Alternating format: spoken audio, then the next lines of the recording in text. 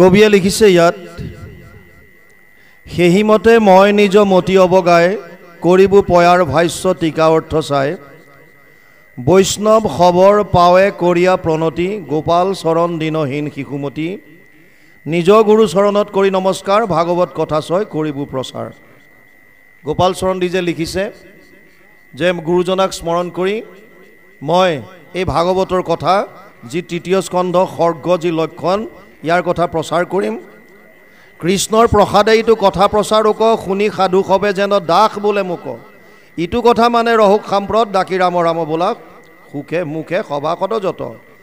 ইয়াৰ পাছতে আহিছে প্ৰথমতে স্কন্ধৰ সমস্তে অৰ্থছয়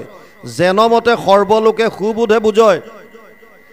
এই স্কন্ধটোৰ থুলমূল আভাস এতিয়া দিব তৃতীয় স্কন্ধতনো কি আছে এই কথাখিনি কোৱাৰ কথা ইয়াত আহিছে। সেইকাৰণে তেওঁ সিকাৰণে সংক্ষেপী কহিলা মহাশয় শ্ৰীমন্ত শ্ৰীধৰ স্বামী গুৰু কৃপাময় তৃতীয় স্কন্ধৰ ইটো 33 অধ্যায় সৰ্গ নাম লক্ষণ বৰ্ণাইবোৰ সমুদায়। আমি প্ৰথমে কৈছিলোঁ 10টা লক্ষণৰ কথা, তাৰে সৰ্গ তৃতীয়ৰ পৰা আৰম্ভ হৈছে। গোপাল চৰণ দিজেও কৈছে মই এতিয়া সৰ্গ লক্ষণটোৰ বিষয়ে ক'ম। সৰ্গনো কাক কয়? ইয়াত কৈছে ঈশ্বৰৰ ইচ্ছাত ক্ষোভিত গুণচয় তাতহন্তে ব্ৰহ্মাণ্ডৰ ভৈলেক উদয়। মায়াৰ যি 3টা গুণ সত্য ৰজ আৰু তম, এই 3টা গুণ ক্ষোভিত হৈ মহতত্ব, তাৰ পৰা অহংকাৰ, তাৰপিছত পঞ্চমহাভূত ক্ষিতি জল তেজ বায়ু আকাশ, 5 তন্মাত্ৰা ৰূপ ৰস গন্ধ স্পৰ্শ আৰু শব্দ, 5 জ্ঞানেন্দ্ৰিয় শ্ৰোত্ৰ নেত্ৰ জিহ্বা ঘ্ৰাণ আৰু চৰ্ম, 5 কৰ্মেন্দ্ৰিয় গুহ্য লিংগ পদ বাণী আৰু কৰ, মন বুদ্ধি অহংকাৰ আৰু মূল প্ৰকৃতি, এই 24 তত্ত্ব এই গুণৰ পৰাই হৈছে। আৰু এই সৃষ্টিৰ কথাখিনি ইয়াত সুন্দৰভাৱে বৰ্ণনা কৰিছে। ইয়াত কৈছে আকে সৰ্গ লক্ষণ বলয় সাধুজনে প্ৰথম অধ্যায় কথা শুনা সৰ্বজনে। ইয়াৰ পিছত আহিছে বিদুৰ পৰমধীৰ গোবিন্দৰ দাস আয়ুখিনে বন্ধু বান্ধৱৰ এৰিয়াস চলি যায় বা বিদুৰ তীৰ্থক ৰংগমন উদ্ধৱ সহিতে পাছে হৈবা সম্ভাষণ। কি হ'ব এই কথাখিনি কৈছে আগতীয়াকৈ। বিদুৰে কুৰুক্ষেত্ৰৰ যুদ্ধৰ সময়ত তেওঁ নিজৰ এই যুদ্ধত ধৰ্ম অধৰ্মৰ যি যুঁজ ইয়াত তেওঁ অংশগ্ৰহণ কৰা নাই। বিদুৰে সেই সময়ত তীৰ্থ ভ্ৰমণ কৰিবলৈ গুচি যায়। তীৰ্থ ভ্ৰমণ কৰি যেতিয়া আহে তেতিয়া কুৰুক্ষেত্ৰ যুদ্ধ শেষ হয়, ভগৱান কৃষ্ণৰ বৈকুণ্ঠ প্ৰয়াণ হয়। তাৰ পাছত কেনেকৈ তেওঁ উদ্ধৱক লগ পাব, উদ্ধৱ বিদুৰৰ মাজত কি কি কথোপকথন হ'ব, আৰু বিদুৰে গৈ মৈত্ৰৰ লগত মৈত্ৰৰ পৰা যেনেকৈ ভাগৱত শ্ৰৱণ কৰিব, কি কি আছে তৃতীয় স্কন্ধত এই কথাখিনি সংক্ষেপতে ইয়াত এতিয়া দাঙি ধৰিছে কৃষ্ণ। ৰাম আৱে তাত পৰ্য কথা শুনিও সাম্পত দুই সম্পদায়ে পৰ্ব তিলভাগৱত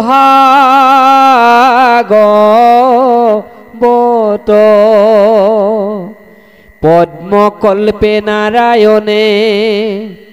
ব্ৰহ্মাত কহিলা ব্ৰহ্মা নাৰদত তেহু ব্যাসত নাইলা ব্যাসু অধিকাৰী দেখি শুকত কহিলা সুকে কৃপা কৰি পৰি হিতক শুনাইলা সনকাদি ঋষিতক হিলা এহি মত অনন্ত স্বৰূপে কৰি এহি ভাগৱত চাৰাচাৰি মুনি সাংস য়ক দিলন্ত সাংখ্যয়ন হন্তে পৰা হৰে লভিলন্ত তাত হন্তে লভিয়া মই তেয় মহাভাগ মত্যৰ কৃপাত বি দূৰে পাইলা লাগ পুনৰ আহিছে ইয়াত দুটা সম্প্ৰদায়ৰ দ্বাৰা ভাগৱত পৃথিৱীলৈ অহাৰ কথা ইয়াত সুন্দৰভাৱে বুজাইছে পদ্মকল্পত নাৰায়ণে ব্ৰহ্মাত ক'লে ব্ৰহ্মাই নাৰদক দিলে আৰু নাৰদে ব্যাসক ক'লে বদৰিকাশ্ৰমত এদিন ব্যাস মুনি বহি আছে উগুল থুগুল চিত্ত নাহি সুখ শান্তি নজানন্ত কৃষক মনত গুণী গান্থি অধুমুখে বহি আছে হুয়া নিশ বদ সেহি বেলা তৈতে আখি মিলিলা নাৰদ বদৰিকাশ্ৰম উত্তৰাখণ্ডত আছে এই বদৰিকাশ্ৰমত এদিন ব্যাস মুনি ব্যাস সেইজন ঋষি যিজন নিৰ্গুণ নিৰাকাৰ ব্ৰহ্মক সমাধিত সাক্ষাৎ কৰে সেইজন ব্যাস ঋষিও এদিন চিত্ত চঞ্চল মনত অসুস্থ শান্তিৰে থাকিব পৰা নাই উগুল থুগুল চিত্তৰে বদৰিকাশ্ৰমত বহি আছে সেই সময়ত তালৈ আহিল নাৰদ অধুমুখে বহি আছে হুয়া নিশ বদ সেহি বেলা তৈতে আখি মিলিলা নাৰদ নাৰদক দেখি ব্ৰহ্মাই উঠি গৈ সুন্দৰভাৱে তেওঁক আদৰণি জনালে আসন দিলে বহিবলৈ আৰু নাৰদে সুধিছে যে হে ব্যাসদেৱ তুমি এনেকুৱা এজন ঋষি যিজনে সমাধিত ব্ৰহ্মক সাক্ষাৎ কৰা তোমাৰ মনটো ধীৰ স্থিৰ হ'ব লাগে স্থিতপ্ৰজ্ঞ হ'ব লাগে কিন্তু মই দেখা পাইছোঁ যে তুমি শান্তিৰে বহি থাকিব পৰা নাই উগুল থুগুল চিত্ত হৈ আছে মনত শান্তি নাই ইয়াৰ কাৰণটো কি আৰু তেতিয়া ব্যাসদেৱে কয় হে দেৱৰ্ষি নাৰদ মই মহাভাৰতকে আদি কৰি 17খন পুৰাণ ৰচনা কৰিলোঁ বেদৰ বিস্তাৰ কৰিলোঁ সমাধিত ব্ৰহ্মক সাক্ষাৎ কৰোঁ তথাপিও মই নিজে গম পোৱা নাই যে মোৰ এই উগুল থুগুল চিত্তৰ কাৰণটো কি তুমি যিহেতু ভগৱানৰ অৱতাৰ দেৱৰ্ষি নাৰদক কৈছে য'ত নেকি ব্যাসদেৱো প্ৰভুৰে অৱতাৰ কিন্তু ইজনে সিজনক মান্য দিছে সন্মান দিছে নাৰদক কৈছে তুমি যিহেতু ভগৱানৰ অৱতাৰ গতিকে মোৰ কিহৰ কাৰণে আজি মনটো চঞ্চল কিহৰ কাৰণে মই শান্তিত থাকিব পৰা নাই এই কথাখিনি মোক বুজাই দিয়া আৰু তেতিয়া নাৰদে ব্যাসদেৱক কয় নাৰদ বদতি শুনা মহামুনি ব্যাস তুমি সে কৰিলা জগতকে সৰ্বনাশ নিৰন্তৰে প্ৰাণীৰ লোৱাইলা তুমি প্ৰাণ নাহি মন্দ কৰ্ম আৰু ইহাৰ সমান হে ব্যাসদেৱ তুমি গোটেই জগতকে সৰ্বনাশ কৰি দিলা কিয় তুমি বিভিন্ন শাস্ত্ৰত বিভিন্ন বলি বিধানৰ কথা লিখিলা আৰু যাৰ কাৰণে মানুহবিলাকে স্বভাৱে লম্পট বিষয়ত অনুৰাগ স্বৰ্গ পাইব বুলি ৰংগে কাটে হংসচাগ মানুহবিলাকে স্বভাৱত লম্পট স্বৰ্গৰ আশা কৰি বিভিন্ন ধৰণৰ প্ৰাণী বলি দিয়াত লাগিল আৰু এই হিংসা ধৰ্মটো তুমি বিস্তাৰিত কৰালা বিভিন্ন শাস্ত্ৰত দিলা সেইকাৰণে তোমাৰ এই দোষটো লাগিছে কি কৰিব লাগিব তেতিয়া আপোনালোকে জানি আচৰিত হ'ব মানুহে স্বৰ্গ প্ৰাপ্তিৰ নামত অকল যে জীৱ জন্তুৱে বলি দি আছে সেইটো নহয় ইমান অন্ধবিশ্বাসলৈকে গৈছে যে নৰ বলি দিবলৈ মানুহে কুণ্ঠাবোধ নকৰা হৈছে মই 2014ত উত্তৰাখণ্ডৰ পৰা আহি মোৰ ৰঙিয়াত পোষ্টিং হৈছিল 2014ত সেই বছৰ ডিচেম্বৰ মাহত তেজপুৰৰ ওচৰৰ ঢেকিয়াজুলি বুলি এখন বাগানত নিজৰ খুৰাওকে ভতিজাকক কিডনেপ কৰি লৈ গৈ কালিৰ ওচৰত বলি দিয়াৰ খবৰ পেপাৰে পত্ৰই সেই সময়ত বহুত চলিছিল আজি 1.5 বছৰ 2 বছৰ আগত কামাখ্যাত দুজন নে কেইজন পুৰোহিত পুলিচে এৰেষ্ট কৰিছে কিয় নৰবলিৰ কেছত তাৰ মানে বৰ্তমানো মানুহে নৰবলি দিবলৈ এৰা নাই ইচ্ছা কি স্বৰ্গলৈ যাম স্বৰ্গত কি আছে স্বৰ্গত কেতিয়ালৈকে থাকিব পাৰে তে ত্বম ভুক্ত্বা স্বৰ্গলোক বিশালম ক্ষীণে পুইনে মৰ্তলোকম বিশন্তি নৱম অধ্যায় 21 নম্বৰ শ্লোকত লিখিছে ভগৱান কৃষ্ণই অৰ্জুনক কৈছে হে অৰ্জুন স্বৰ্গত এজন মানুহ তেতিয়ালৈকে থাকিব পাৰিব যেতিয়ালৈকে তাৰ পুণ্য থাকে পুণ্য ক্ষয় ভইলে পুনৰ নৰকত মজৈ পুণ্য শেষ হ'লে আকৌ আহিব লাগিব সেইখন স্বৰ্গ য'ত কিছুদিনৰ কাৰণেহে আমি যাব পাৰোঁ তাৰ কাৰণে প্ৰাণী হিংসা কৰি আৰু প্ৰাণী হিংসা কৰা পাপখিনি পুনৰ আমি ভোগ কৰিব লাগিব ল অফ একশ্যন যাৰ যেনেকুৱা কৰ্ম তাৰ তেনেকুৱা ফল আমি যে জনমবিলাক পাওঁ এইবাৰ যে মানুহ পালোঁ হয়তো ইয়াৰ পাছত কুকুৰ হ'ব পাৰোঁ মেকুৰী হ'ব পাৰোঁ গৰু হ'ব পাৰোঁ ছাগলী হ'ব পাৰোঁ দেৱতা হ'ব পাৰোঁ একো ডাঙৰ কথা নহয় কেনেকৈ পাই আছোঁ এইবিলাক সব নিজৰ কৰ্মৰ ওপৰত কোনো মানুহ এক মুহূৰ্ত কাম নকৰাকৈ থাকিব নোৱাৰে নাহি কচ্চিত ক্ষণমপি জাতু তিষ্ঠত্য কৰ্মকৃত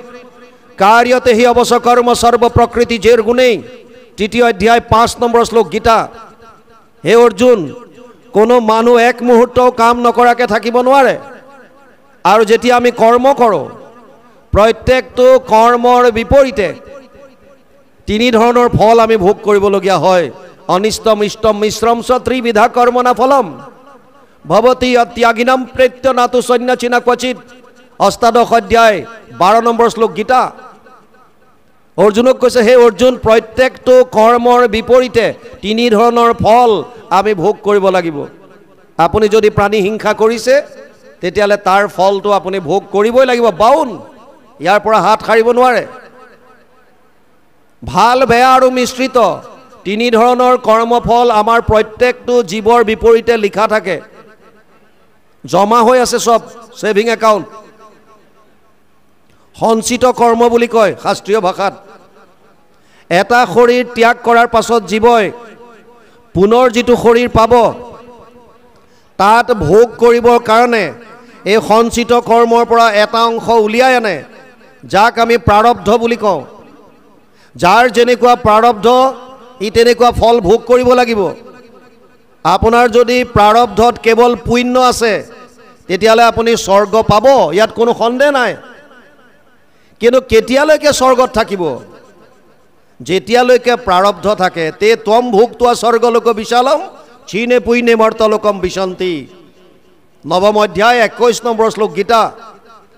আৰু যদি আমাৰ প্ৰাৰব্ধত কেৱল পাপ আহিল তেতিয়াহ'লে আমিবিলাক কীট পতংগ পোক পৰুৱা কুকুৰ মেকুৰী ইত্যাদি হৈ থাকিব লাগিব আৰু যদি মিশ্ৰিত কৰ্ম আহিল যদি মিশ্ৰিত কৰ্ম আহিল তেতিয়াহ'লে মানুহৰ শৰীৰ পায় কিন্তু মিশ্ৰিত কৰ্মফল পোৱাটো বহু ভাগ্যৰ কথা শতকোটি জন্মান্তৰে হয় মহাভাগ নৰ শৰীৰক জীৱে তেবে পাৱে লাগ গতিকে আমাৰ কৰ্মৰ ওপৰত ভিত্তি কৰিছে শাস্ত্ৰই সেইটো কৈছে আমাৰ জন্মবিলাক কৰ্মৰ ওপৰত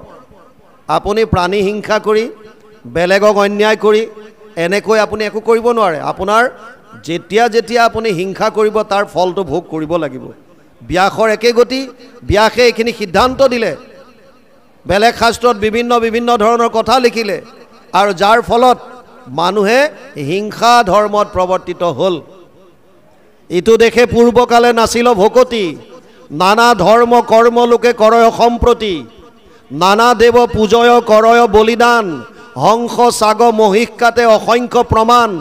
নষ্ট গৈল লোক দেখি ইটো সংসাৰত কৃপাময় কৃষ্ণে পাছে গুণী বৈকুণ্ঠত ইটো লোক সমস্তকে কৰিতে উদ্ধাৰ শংকৰ স্বৰূপে হৰি ভৈলা অৱতাৰ আৰু গুৰুজনাই অৱতৰিত হৈ একশৰণ হৰিনাম ধৰ্ম দিলে য'ত কোনো ধৰণৰ এই বলি বিধানৰ তাত প্ৰাৱধান নাই হিংসা ধৰ্মৰ কোনো প্ৰাৱধান নাই আৰু ব্যাসৰ আজি গতি কিয় হৈছে নাৰদে কৈছে যে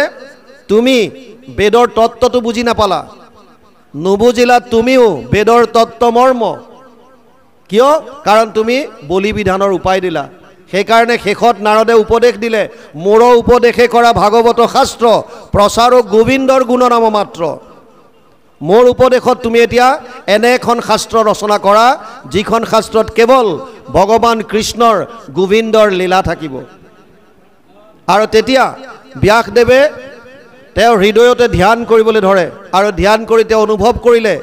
দেখা পালে কি দেখিলে বামকাষে মায়া দক্ষিণত ভক্তি মাও দেখি ব্যাস ঋষিৰ ৰোমাঞ্চ ভয় লাগাও